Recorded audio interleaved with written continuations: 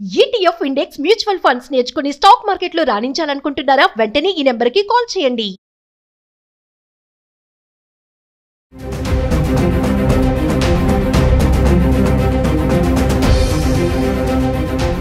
నమస్తే, welcome back to Suman TV. ప్రస్తుతం మనతో పాటు ఉన్నారు consumers affairs committee chairman Mandari Krishna Reddy గారు. సార్తో మాట్లాడదాం. నమస్తే సార్. నమస్తే అమ్మా.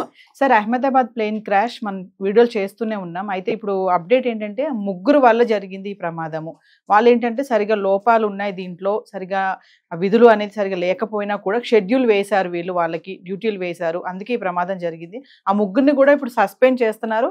సస్పెండ్ చేసి మళ్ళీ ఆ ప్లేస్లో రీప్లేస్మెంట్ చేసే అధికారులు ఎవరైతే వస్తున్నారో వాళ్ళు కూడా ఎవరు అనేది మాకు నోటీస్ కావాలని చెప్పి డీజీసీఏ ఇప్పుడు ఒక నోటీస్ అయితే ఇచ్చింది. మాకు చెప్పాలి, మాకు నివేదిక ఇవ్వాలి, ఎందుకు ఈ ప్రమాదం జరిగింది, ఎందుకు మీరు డ్యూటీలు వేశారు అనేది. సో ఒకసారి వాళ్ళ గురించి మాట్లాడుకుంటే. మనకు అహ్మదాబాద్లో జరిగినటువంటి ఎయిర్ ఇండియా ప్లేన్ క్రాష్ దుర్ఘటన చాలా పెద్దది. ఇప్పటికీ దాని తాలూకు ఇంకా కొన్ని శవాల్ని DNA పూర్తి చేయలేనివి, ఇంకా చాలా చేసినటువంటి కూడా ఇంకా తీసుకెళ్ళినటువంటి శవాలు కూడా ఉన్నాయి. ఒకవైపు నా ప్రాబ్లం మనకు నడుస్తూ ఉంది. ఈ పరిస్థితుల్లో DGCA అంటే director general of civil aviation వారు ఒక నోటీస్ ఇచ్చారు. ఆ నోటీసులో ఏం చెప్పారంటే, ముగ్గురు వ్యక్తుల వల్ల ఈ ప్రమాదం జరిగినట్టుగా మాకు అనిపిస్తోంది. వాళ్ళు రోస్టరు అంటే ఎవరెవరు ఏ విధులకు వెళ్ళాలని నిర్వహించాలని చెప్పేటువంటి రోస్టర్ని నిర్వహించేటువంటి వాళ్ళు, విధులు నిర్వహించడం లోపల ఎవరికి ఏ పాత్ర ఉండాలని నిర్ణయించేవాళ్ళు, వాళ్ళని సకాలం లోపల కరెక్ట్గా ఆ పనిలో పెట్టేటువంటి వాళ్ళు.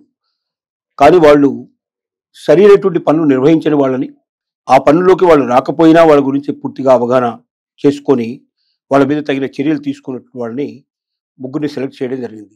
దాంట్లో ఒకరు వైస్ ప్రెసిడెంట్ స్థాయిలో, ఎయిర్లైన్ డివిజనల్ వైస్ ప్రెసిడెంట్ స్థాయిలో ఉన్నారు. మిగతా ఇద్దరు కూడా ఒక మంచి పొజిషన్లో ఉన్నటువంటి వాళ్ళు. వీరు ముగ్గురిని తీసేయడానికి రెండు కారణాలు చూపిస్తున్నారు.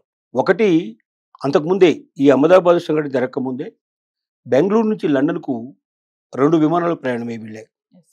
ఈ 2 అంతర్జాతీయ విమానాల్లో కూడా లోపాలు ఉండటం వల్ల 10 గంటల ఆలస్యంగా ప్రయాణం చేశాయి. ఒక ఇంటర్నేషనల్ ఫ్లైట్ 10 అవర్స్ లేటుగా ప్రయాణం చేయడం అనేది మామూలు విషయం కాదు. ఎందుకంటే ఒక కస్టమర్, ఒక కన్జ్యూమర్గా ఉండేటువంటి వ్యక్తి తను ఈ 10 గంటల్లో అక్కడ ఎన్నో పనులు పూర్తి చేసుకోవాల్సి ఉంటుంది. సకాలంలో వెళ్ళకపోతే కొన్ని కోట్ల రూపాయల బిజినెస్ నాశనం అయ్యే అవకాశం ఉంటుంది. లేక ఒక దేశానికి ఇంకో దేశానికి మధ్యలో ఒకవేళ ఏదైనా రాయబారాలు వెళ్ళినట్టయితే వాళ్ళు ఆ పనులు సకాలంలో పూర్తి చేయకపోయినట్టయితే దేశ వినాశనానికి తోడ్పడే అవకాశాలు ఏర్పడతాయి. ఇలాగ అనేక రకాల కారణాలతో వెళ్ళే వాళ్ళు ఉంటారు. ఒక ఉద్యోగంలో చేరడానికి వెళ్ళేటువంటి వ్యక్తి లేటుగా వెళ్ళడం వల్ల ఆ జాబ్లో చేరకపోవచ్చు. అంతర్జాతీయంగా ఉద్యోగాలంటే కోట్ల రూపాయలకు సంబంధించినటువంటి పరిస్థితులు ఉంటాయి. కాబట్టి వ్యాపార డీలింగ్స్ ఉండొచ్చు, రకరకాల కాంట్రాక్ట్ ఉండొచ్చు. ఏ రకమైన పరిస్థితుల్లో 10 గంటలు ఆలస్యంగా ఉండడం అంటే కొన్ని కోట్ల రూపాయలు నష్టపోవడానికి కస్టమర్స్కి అవకాశం ఉండేటువంటి పరిస్థితుల్లో ఆ నష్టాన్ని కూడా పూడ్చాల్సిన అవసరం ఉంటుంది. వాళ్ళు ఒకవేళ కేసు వేసినట్టయితే, మనకు కన్జ్యూమర్ ఇంటర్నేషనల్లో కేసులు పడినట్టయితే చాలా పెద్ద ఎత్తున వాళ్ళు నష్టపరిహారం కట్టాల్సిన పరిస్థితి ఏర్పడుతుంది. కాబట్టి అలాంటి ఒక 10 గంటల పాటు ఒక అంతర్జాతీయ విమానం నడవకపోతే, లేట్ అయినట్టయితే దాని గురించి ఎక్స్ప్లెనేషన్ కూడా అడగనటువంటి పరిస్థితుల్లో ఈ ముగ్గురు అధికారులు ఉన్నారు అనేది చాలా విచారకరమైన విషయం, చాలా బాధాకరమైన విషయం. అలా నడవడానికి కారణమైన పరిస్థితుల్లో ఏదైతే విమానాలను ఇక్కడ నుంచి టెక్నికల్ చేసి పంపించారో మళ్ళీ అదే సిబ్బందిని కంటిన్యూ చేయడం కూడా బాధాకరమైన విషయం. సో అందువల్ల ఏ సిబ్బందిని అయితే మీరు పంపించారో, ఈ అహ్మదాబాద్ విమానం మనకు జరిగినప్పుడు, ప్రమాదం జరిగినప్పుడు ఏ సిబ్బంది అయితే ఇన్ టైంలో ఉండాలో, ఇన్ టైంలో వాళ్ళు చెక్ చేయాలో ఇవన్నీ కూడా సక్రమంగా చేయలేదు. కాబట్టి అలాంటి సిబ్బందిని పైన తగిన యాక్షన్ తీసుకోకుండా మాటిమాటికి వాళ్ళనే పనిలో పెట్టడానికి, వాళ్ళు సక్రమంగా పనిచేయకపోయినా వాళ్ళ వల్ల విమానాలు ఆలస్యం అవుతున్నట్టు తెలిసినా కూడా తిరిగి వారిని నియమించడం అనేటువంటిది చాలా క్షమించరాని నేరం. ఇలాంటి 2 నేరాలు చేసినందుకు గాను, ఒకటి బెంగళూరు ప్రయాణానికి సంబంధించిన, బెంగళూరు నుంచి లండన్కు వెళ్ళినటువంటి విమానాలు ఆలస్యంగా ఎందుకు వెళ్ళాయి అనేది స్పష్టంగా తెలియజేయకపోవడం, దాని ఎక్స్ప్లెనేషన్ ఇవ్వకపోవడం, పైపెచ్చు మళ్ళీ ఒక అహ్మదాబాద్ సంఘటన జరగడానికి కారణం అవడంలో కూడా వీరి పాత్ర ఉంది. కాబట్టి ఈ ముగ్గురిని తాత్కాలిక సస్పెండ్ చేశారు. సస్పెండ్ చేసి ఏం చెప్పిందంటే DGCA, వీళ్ళని సస్పెండ్ చేయండి, వీళ్ళ స్థానంలో కొత్త వాళ్ళు ఎవరు వస్తారో వాళ్ళకి సంబంధించినటువంటి ఇన్ఫర్మేషన్ మాకు ఇవ్వండి, వాళ్ళ టెక్నికల్ నాలెడ్జ్ ఏమిటో మాకు తెలియజేయండి, వాళ్ళైనా సక్రమంగా ఈ విధులు నిర్వహిస్తారనే నమ్మకం మాకు కలిగేటట్టుగా చేయండి అని DGCA ఉత్తర్వులు జారీ చేసింది.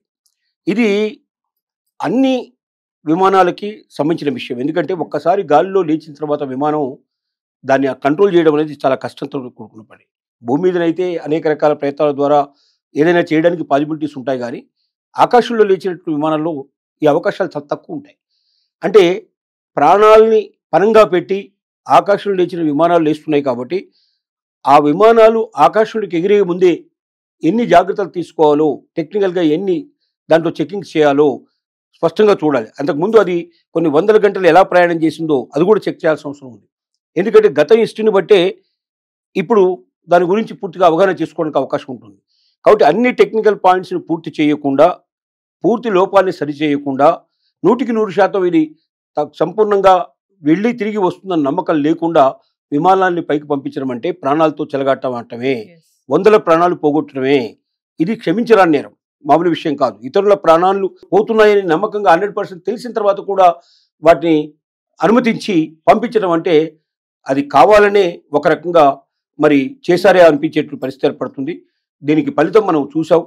241 మంది ప్రయాణికులు, 31 మంది మెడికోస్ ఉండొచ్చు, దాంట్లో ఇంకొక వేరే రకమైన వాళ్ళు కూడా ఉండొచ్చు, దానికి ఎవరికైనా మెడికల్ సిబ్బందిలో పనిచేసే వాళ్ళు ఉండొచ్చు.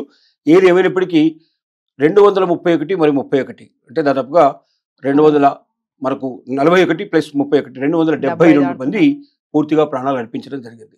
272 ప్రాణాలు అనేవి మామూలు విషయం కాదు.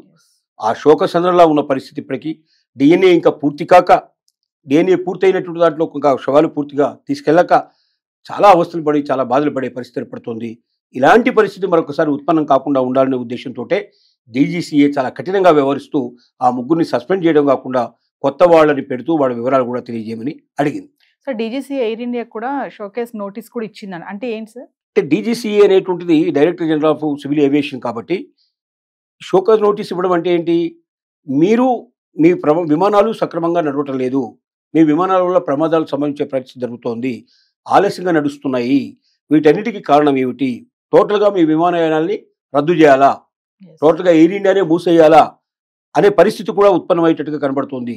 వీటికి కారణాలు ఏమిటి, వీటిలోంచి మీరు ఎట్లా బయటపడతారు, ఇది మీరు సరి చేసుకోకపోతే వెంటనే మీ పూర్తిగా మీ విమానానికి సంబంధించినటువంటి మీ కంపెనీని పూర్తిగా ఇండియా నుంచి తొలగించాల్సిన పరిస్థితి ఏర్పడుతుందన్న ఇదిగా కఠినంగా వ్యవహరిస్తూ షోకాజ్ నోటీసు జారీ చేయడం జరిగింది. Thank you sir.